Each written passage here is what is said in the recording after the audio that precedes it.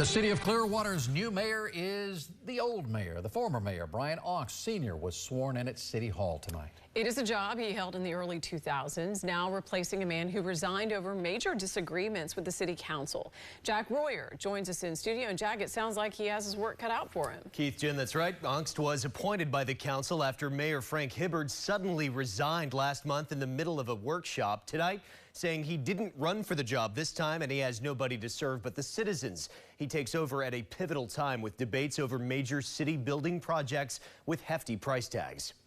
24 years after he was sworn in the first time,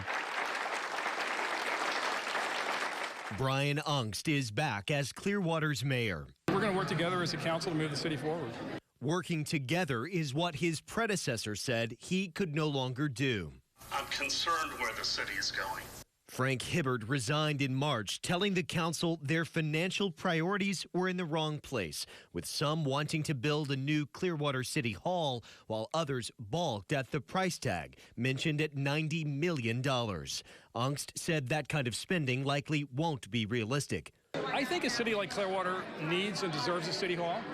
I don't think we need a $90 million one, and I don't think there's much of a sentiment for that. But I think we can come to some kind of a compromise and build one at a reasonable price. Council member David Albritton says that $90 million price tag was never realistic. We're going to be talking and vetting that project before we, dedicate money to that project. And I can pretty much tell you it's not going to be $90 million. It'll be less. In his earlier term in the early 2000s, Augst oversaw the building of the new main library where the council now meets, the construction of the Phillies spring training stadium, and he started neighborhood coalitions. He describes himself as fiscally conservative. We'll just move forward in the best interest of the citizens, depending on what comes before us and what we have to deal with.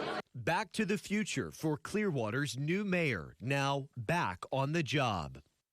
Augst will only serve 11 months, the remainder of his predecessor's term. He says he took no campaign donations since he didn't run a campaign this time and therefore has nothing to prove to anyone besides the citizens he serves. Well, Jack, as you point out, they want to move forward here. Sure. Let's talk about Hibbard just a little bit. Has he said anything else since he actually walked out of that meeting? Quite a bit. He's done several interviews and he had an official resignation letter he wrote asking the council to remember that, quote, being like other cities is not the goal. Being better and more efficient is.